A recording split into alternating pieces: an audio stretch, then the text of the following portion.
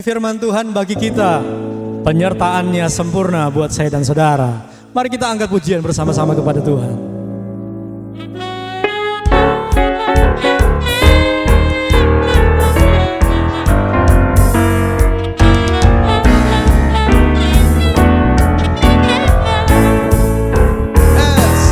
Jalan hidup orang benar diterangi oleh cahaya firman Tuhan. Jalan hidup orang benar semakin terang hingga rembang tengah hari. Apabila dia jatuh, tidaklah dibiarkan sampai tergeletak, sebab tangan Tuhan jua yang menopangnya dan membangunkan dia kembali.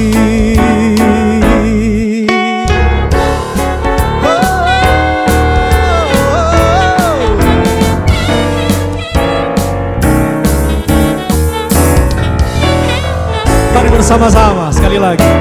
Jalan hidup orang benar diterangi oleh cahaya firman Tuhan.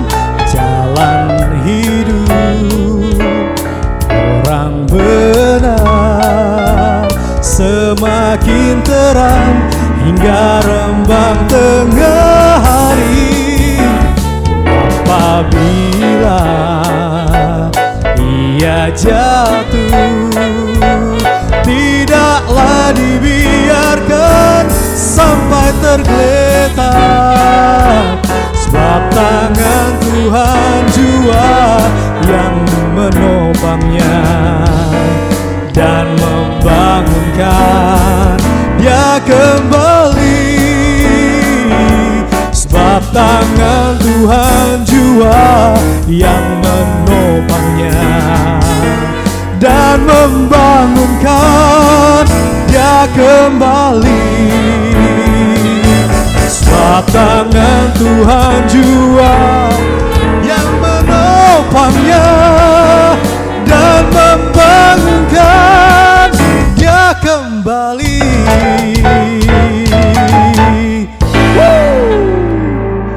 Yesus memberkati kita semua. Haleluya. Saudara, sebelum kita masuk ke dalam firman Tuhan pada sore hari ini, saudara, mari kita lihat beberapa kegiatan daripada gereja JCC. Saya melihat ada yang lucu, dia dari seorang baby Jesslyn, ya, anak daripada sahabat kami di gereja, yang dia buat videonya ini lucu. Semoga dapat memberkati saudara semua. Memuji Tuhan, di sekolah minggu suka memuji Tuhan. Kami di sini suka memuji Tuhan. Ku mau nyanyi silaso, diva diva sol, haleluya, amin. Puji Tuhan, do do do mi do do ami re, lele lele lele lele. Ku mau nyanyi silaso, diva diva sol, haleluya, amin. Puji Tuhan, do do do mi do ami re, lele lele lele. Putar ke kiri, ayo semua putarlah ke kiri, ke kiri, ke kiri, ke kiri dan ke kiri, ke kiri, ke kiri, ke kiri manusia. Sekarang Ya, saudara, itu adalah baby Jesslyn yang sudah kangen akan gereja. Dan saya sangat senang sekali gereja dapat berfungsi semaksimalnya justru dalam saat-saat ini. Gereja juga membagikan sembako kepada Alkitab, ya. Kita juga bagi Alkitab kepada para jemaat dan juga asyir yang sudah usia 50. Kita mendapatkan Alkitab dalam huruf-huruf besar memberkati. Juga gereja ada, ya, foto membagikan Oh, oke. Video, kita lihat video sembako di mana gereja membagikan sembako. Lebih dari mentari yang tak pernah berhenti memancarkan sinarnya cintamu, lebih dari samudra tenggelamku. Gereja terus menjadi berkat, membagikan sembako, dan juga gereja juga membantu banyak yang membutuhkan pertolongan di saat-saat ini. Inilah waktunya gereja untuk menjadi saluran berkat, menjadi organisasi yang merangkul akan jemaat dan juga masyarakat di sekitarnya. Nah, Bapak Ibu, kita juga dari gereja kita setiap malam mengadakan Zoom, dan hari ini sepertinya sudah masuk ke hari ke-55, tetapi saya mau sedikit cuplikan akan hamba-hamba Tuhan yang melayani kita di Zoom 40 hari bersama setiap malam.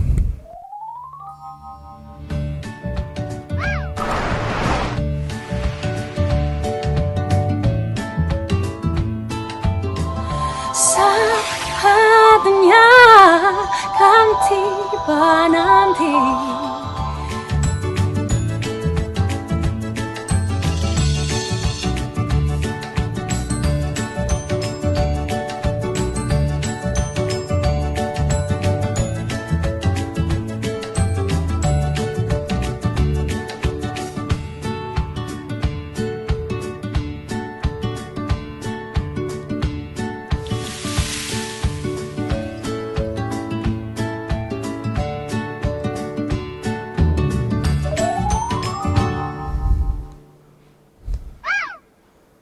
Ya, saudara, itulah kegiatan gereja. Kalau saudara mau bergabung dengan Zoom di gereja kami setiap malam jam 8 malam, saudara bisa lihat di deskripsi ada nomor Zoom-nya, kita dilayani. Puji Tuhan, banyak hamba-hamba Tuhan yang masih mau menolong dan mau berbagi tanpa tembok daripada gereja-gereja yang sudah ada. Kami berdoa agar ini semua cepat berlalu dan kita semua dapat beraktivitas kembali. Baik, mari kita membahas firman Tuhan hari ini. Kita lihat langsung daripada cerita tentang Simson. Pada hari ini kita membahas tentang Simson. Kita mendengar sebuah cerita bahwa Simson dapat mengalahkan seekor singa, dan mudah sekali dia mengalahkan singa sehingga seperti anak kambing. Kita lihat dalam ayatnya, yakni dari Hakim-Hakim 14 ayat 5. Lalu pergilah Simson beserta ayahnya dan ibunya ke Timnah. Ketika mereka sampai ke kebun-kebun anggur di Timnah, maka seekor singa muda mendatangi Simson dengan mengaum. Pada waktu itu berkuasalah roh Tuhan atas dia, sehingga singa itu dicabiknya seperti orang mencabik anak kambing, tanpa apa-apa di tangannya. Tetapi tidak diceritakannya kepada ayahnya atau ibunya apa yang dilakukannya itu. Jadi pernah ada satu cerita di mana Simson didatangi oleh singa dan dia mencabik-cabik singa itu seperti singa itu tidak ada apa-apanya. Kita lihat ayat selanjutnya. Setelah beberapa waktu, kita garis bawahi, setelah beberapa waktu kembalilah Simson ke sana untuk kawin dengan perempuan itu, dan ketika ia menyimpang dari jalan melihat bangkai singa yang dia bunuh tadi, tampaklah ada kawanan lebah pada kerangka singa itu dan juga madu. Dikeruknya madu itu ke dalam tangannya dan sambil memakannya ia berjalan terus. Kemudian pergilah ia kepada ayahnya dan ibunya. Jadi madu itu diberikan kepada orang tuanya dan mereka juga memakannya. Tetapi tidak diceritakannya kepada mereka bahwa madu itu dikeruknya dari kerangka singa. Ya, ini adalah Simson, ya, Simson melawan singa, sangat mudah sekali. Lalu kejadian selanjutnya beberapa hari kemudian, saat Simson kembali ke jalan itu, dia melihat dari bangkai singa itu ada madu, ada lebah-lebah yang datang. Kita lihat di gambar ini. Lalu ada madu di situ. Lalu Simson memakan madu itu. Nah, hari ini kita belajar satu hal, ya. Lalu Simson itu ceritanya dari Hakim-Hakim 14, dia memberikan teka-teki atas peristiwa yang dialami, yakni teka-tekinya berkata, ya, bahwa dari yang kuat dan yang memakan keluar makanan, dari yang kuat keluar yang manis. Nah, kita kalau mengingat peristiwa ini, maka muncul madu dari antara bangkai. Nah, ini unik sekali, kok bisa ada cerita. Saya pun pernah membaca cerita ini dan saya tidak bisa mengerti sampai beberapa waktu lalu. Baru saya mulai mengerti dan saya membagikan pada saudara sore hari ini bahwa madu itu merupakan lambang daripada janji Tuhan. Ini adalah gambar madu. Madu itu ya dilambangkan oleh Alkitab lebih indah daripada emas. Dia lambangkan bahwa janji Tuhan itu lebih manis daripada madu. Artinya mirip seperti madu, bahkan daripada madu tetesan dari sarang lebah.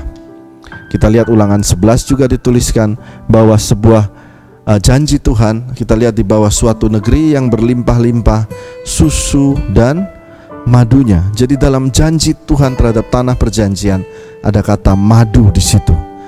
Kita lihat juga di Yehezkiel bahwa satu waktu Yehezkiel bertemu dengan Tuhan, lalu disuruh oleh malaikat, "Hai anak manusia, makanlah gulungan kitab yang kuberikan ini kepadamu." Lalu Yehezkiel memakan gulungan kitab itu. Waktu dia makan, dia bilang, "Aku merasa manisnya seperti madu." Jadi janji Tuhan itu diumpamakan oleh Tuhan seperti madu yang manis. Bahkan kalau kita lihat mana dari surga waktu diberikan untuk makanan orang Israel, dikatakan rasanya seperti kue madu. Jadi madu itu melambangkan janji Tuhan. Nah, kenapa madu ini ada dalam bangkai singa? Ini yang akan kita belajar hari ini. Ya, di madu ya, kita akan belajar hari ini. Simson berkata seperti ini. Dia memberikan teka-teki kepada orang Filistin. Ditulis sebenarnya dari sesuatu yang makan, yang biasa memakan. Bahasa Ibraninya aukal, yang artinya predator, yang biasa memakan engkau, maka akan keluar makanan. Dari sesuatu yang biasa memakan engkau, justru di situ akan keluar makanan. Dan dari sesuatu yang kuat, as bahasa Ibraninya, as itu artinya mengerikan, akan keluar sesuatu yang manis. Ini adalah teka-teki Simson ya. Kita lihat poin pertama, dari sesuatu yang biasa memakan akan keluar makanan. Dari sesuatu yang kuat, as atau mengerikan, akan keluar sesuatu yang manis. Apa yang ingin disampaikan oleh Tuhan, firman Tuhan hari ini adalah Tuhan bisa memakai sesuatu yang kelihatannya mengerikan, sesuatu yang kuat, as, sesuatu yang memakan engkau atau akal ya. Akal ini bahasa Ibrani, sesuatu yang bisa memakan engkau. Tuhan bisa mengubahnya, justru itu menjadi berkat bagi engkau. Itu adalah pesan Tuhan buat kita semua hari ini. Kita lihat ini, dari sesuatu yang bangkai keluar makanan, dari sesuatu yang mengerikan keluarlah makanan yang manis. Ya, kita lihat lagi saudara, apa yang saya ingin katakan, kalau kita melihat corona ini mengerikan sekali, semua orang pakai APD begini, kita tidak tahu ke depan seperti apa. Tetapi lewat peristiwa Simson ini kita belajar, lewat keadaan ini Tuhan bisa memberikan janjinya yang manis seperti madu, justru lewat keadaan yang menakutkan, yang bisa memakan engkau. Begitu banyak orang yang sudah susah secara ekonomi atas kejadian ini, bisa memakan, tetapi Alkitab berkata justru engkau bisa mendapatkan makanan dari hal yang menakutkan tersebut. Katakan amin. Ya, poin berikutnya adalah poin kedua. Ya, oke, saya ini dulu sebelum masuk poin kedua adalah, mari kita tulis di live chat sama-sama. Saya akan tunggu saudara. Dari sesuatu yang menakutkan keluar sesuatu yang manis. Saya akan bacakan saudara yang menuliskannya saat ini. Dari sesuatu yang menakutkan keluar sesuatu yang manis. Saudara harus tulis dalam live chat saudara, supaya engkau juga mendapatkan sesuatu yang manis. Saya tunggu saudara 30 detik.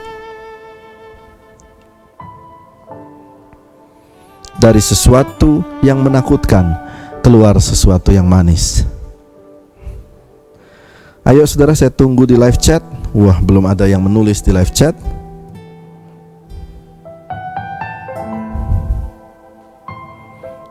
Dari sesuatu menakutkan keluar sesuatu yang manis.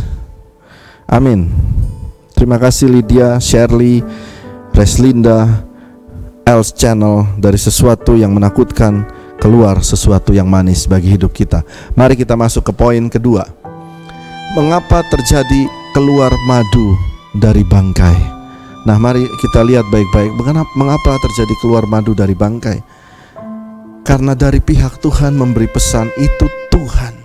Itu Tuhan. Jadi kalau saudara dalam masalah wabah ini, saudara masih diberkati, orang semua bingung dan orang akan berkata, itu Tuhan. Itu Tuhan yang menolong. Kalau engkau masih bisa makan, masih bisa minum, engkau masih bisa tersenyum, jangan berkata ini karena kepintaranku, ini karena kehebatanku. Engkau harus berkata, ternyata ini Tuhan masih memelihara kita dalam keadaan seperti ini. Mari kita lihat baik-baik. Madu itu dihasilkan oleh lebah. Lebah itu biasanya mencari bunga. Lebah tidak didesain oleh Tuhan untuk mencari bangkai atau sesuatu yang busuk. Biasanya sesuatu yang busuk itu datanglah lalat. Tetapi ini kok bisa lebah masuk ke dalam bangkai dan dia membuat sesuatu yang manis di situ. Saya percaya ini merupakan satu pesan dari Tuhan buat kita. Sesuatu yang kau rasa busuk, sesuatu yang kau rasa itu jelek, sesuatu yang hancur, engkau taruh di tangan Tuhan. Justru Tuhan menumbuhkan madu dari tempat itu.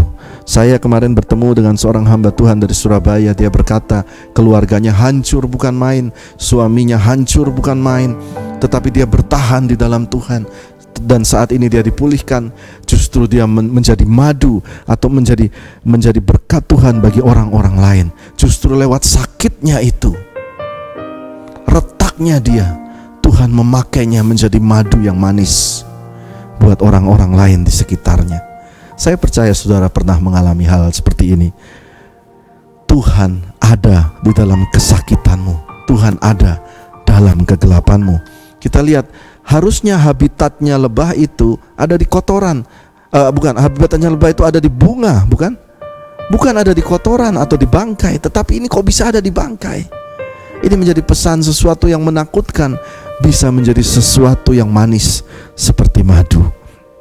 Ya, kita lihat lagi, itulah Tuhan. Kita lihat sesuatu yang unik, bukan? Elia diberi makan oleh burung gagak, roti dan daging. Saudara nggak merasa aneh? Burung gagak itu destininya dia makan daging. Dia bukan pengantar daging. Lebah itu destininya mencari bunga, bukan cari bangkai singa. Aneh kan? Itulah cara Tuhan menolong kita. Kita lihat janda di Sarfat, lihat di gambar ini. Ya, bisa dibesarkan gambarnya, Sandy ya. Lihat gambar ini, janda di Sarfat. Dia hanya punya satu genggam tepung, satu buli-buli minyak. Dan dia berkata, ada seorang nabi Tuhan bernama Elia berkata, kasih saya makanan. Dan janda Sarfat ini berkata, aku cuma punya satu kali saja, satu genggam tepung dan satu buli-buli minyak, setelah itu aku mati. Lalu Elia berkata, kasih saya makan. Dan dia serahkan kepada Elia. Dan yang terjadi adalah satu genggam tepung itu tidak pernah habis selama masa kekeringan, memelihara janda dan anaknya itu. Saudara tahu kenapa Tuhan tidak suruh orang kaya aja? Kan gampang. Kenapa Tuhan tidak suruh aja konglomerat yang kasih makan pada nabi ini? Tuhan suruh justru janda yang miskin, yang hanya punya sisa satu. Karena dia mau menunjukkan kepada Elia, pemeliharaan Tuhan itu adalah dengan caranya Tuhan, bukan dengan jalan pikiran kita. Jadi hari ini saya mau membuka pikiran saudara. Tuhan bisa memelihara saudara dengan caranya Tuhan. Katakan amin. Saudara tulis dalam poin kedua ini adalah Tuhan memelihara dengan caranya Tuhan. Amin. Kita lihat poin kedua tadi, Tuhan memelihara dengan caranya Tuhan. Ayo saya tunggu di live chat. Tuhan memelihara saudara dengan caranya Tuhan. Tuhan, saya tulis nih, Tuhan memelihara dengan caranya. Jangan hanya tulis amin saudara. Saya mau saudara tuliskan ini, Tuhan memelihara dengan caranya Tuhan. Amin. Tuhan memelihara dengan caranya Tuhan. Baik, lalu yang bagian poin ketiga ini kita baca ayat ini. Batu yang dibuang oleh tukang-tukang bangunan telah menjadi batu penjuru. batu yang dibuang oleh tukang-tukang bangunan. Waktu saya membangun gereja, kita lihat ada hebel-hebel yang dibuat, lalu hebel itu kadang dipotong supaya dapat memenuhi estetika dari bentuk bangunannya. Nah, batu yang dipotong itu dibuang. Tahukah saudara, Alkitab berkata kadang batu yang dibuang yang bentuknya sudah tidak karuan, mungkin saudara punya hidup bentuknya sudah tidak karuan di mata orang, dibuang oleh orang, tetapi itu bisa menjadi batu penjuru, menjadi batu yang menjadi soko guru kekuatan daripada sebuah bangunan. Tuhan masih bisa pakai kita semua yang hancur. Kenapa ayat 23 dikatakan hal itu terjadi dari pihak Tuhan? Hanya satu hal terjadi dari pihak Tuhan, satu perbuatan ajaib di mata kita. Yang percaya katakan amin. Kalau saudara diberkati hari-hari ini, saya percaya itu terjadi dari pihaknya Tuhan.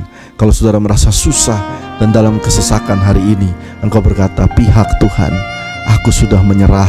Ini adalah pihak Tuhan, bukan bagian saya lagi. Minta kepada Tuhan, Tuhan, semua yang buruk, ada sarang madu yang manis bagi hidupku. Katakan amin. Ya, kita masuk lagi ke poin yang ketiga adalah berikan waktu. Berikan waktu. Kita lihat ayat ini. Ayat ke-6 ya, Simson mencabik-cabik singa itu. Lalu ayat 7, maka pergilah ia ke sana lalu bercakap-cakap dengan perempuan itu, sebab Simson suka kepadanya. Ayat 8, setelah beberapa waktu kembalilah ia ke sana untuk kawin dengan perempuan itu, dan ketika ia menyimpang dari jalan untuk melihat bangkai singa itu, tampak ada kawanan lebah pada kerangkas singa itu dan juga madu. Nah, garis bawahi kata setelah beberapa waktu. Ayat ke-8 ini saudara bisa lihat setelah beberapa waktu. Jadi dari bangkai itu lalu setelah beberapa waktu. Ya, coba Sandy. Saudara lihat ayat ini.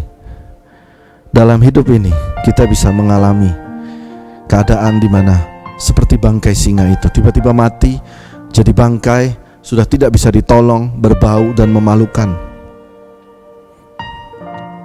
Saya pernah mengalami hal seperti itu. Saya percaya saudara juga mengalami hal-hal yang tidak mengenakan dalam saudara. Tetapi ayat ini berkata, ayat 8, setelah beberapa waktu. Setelah beberapa waktu, artinya kasih waktu. Kasih waktu buat Tuhan. Beberapa waktu lalu seorang saudara kami kehilangan anaknya, dan dia tidak bisa makan dan minum dalam waktu yang cukup lama, kurang lebih 1 bulan. Dan saya berkata, kasih waktu. Kasih waktu. Ada waktunya memang kita akan berduka setelah beberapa waktu. Tetapi ingat saudara, kalau saudara menggantungkan kehidupanmu kepada Tuhan, setelah beberapa waktu, luka itu bersama dengan Tuhan tidak akan jadi infeksi. Tetapi setelah beberapa waktu, luka itu akan ada madu yang manis di situ bagimu dan bagi keluargamu. Saya percaya ini karena ada firman-Nya.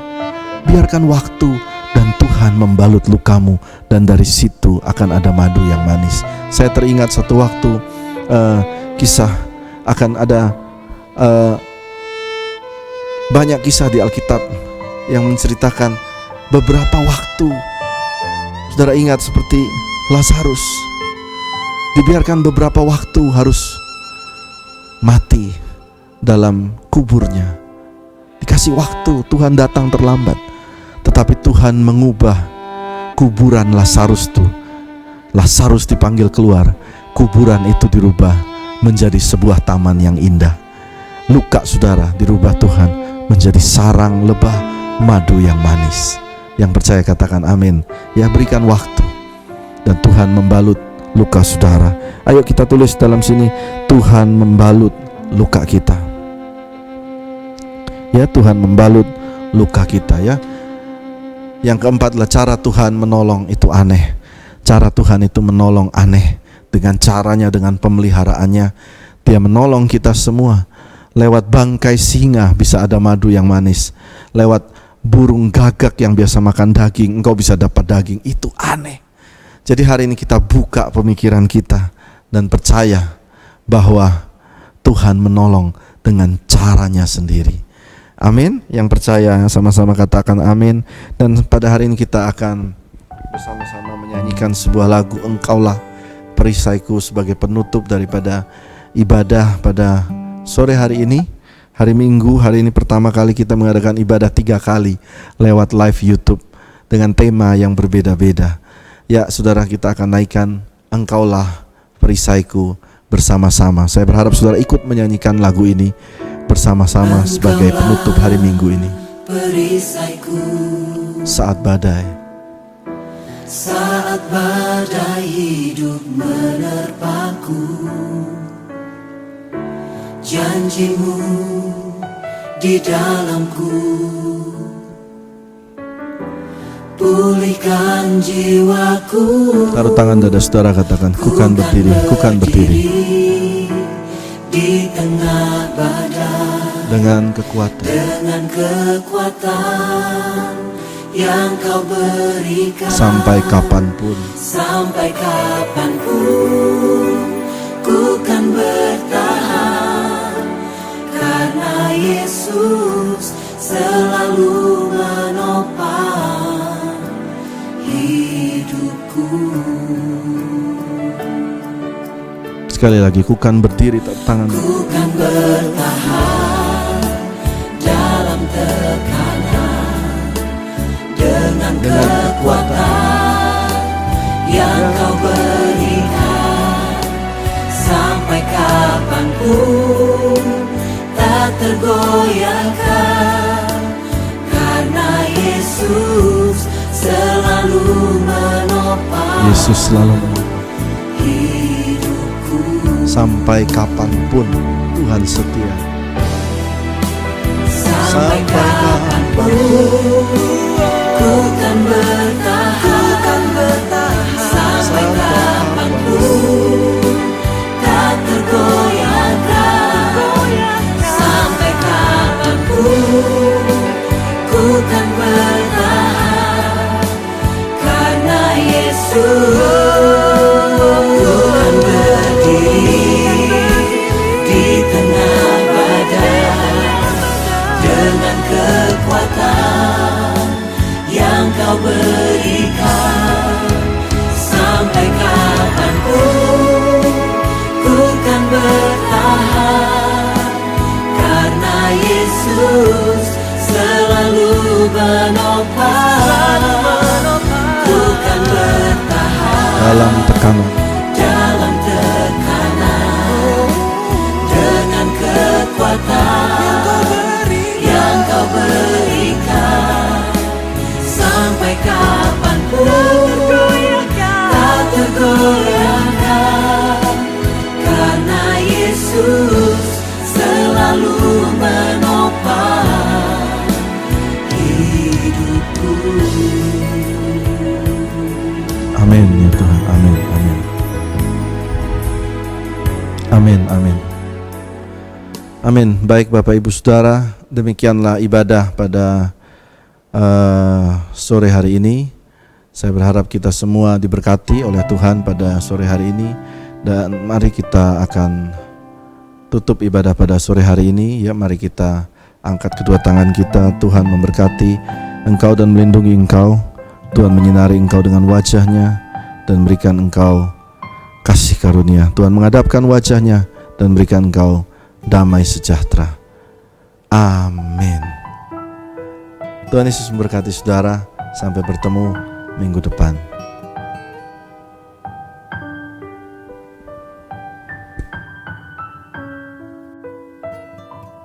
Lebih dari pemenang dalam segala perkara, iblis telah dikalahkan oleh kuasa namanya. Bila Allah di pihak kita, siapa dapat melawan? Kita lebih dari pemenang.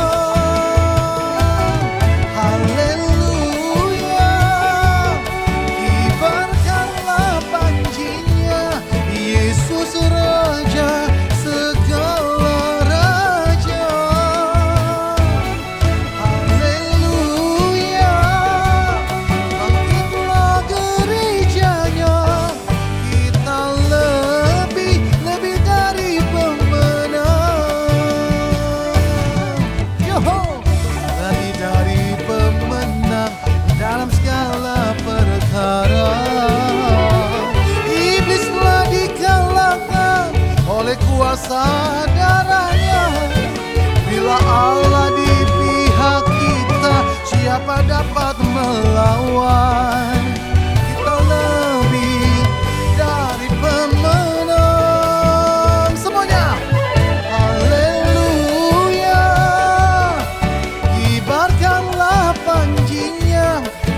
Yesus Raja segala raja.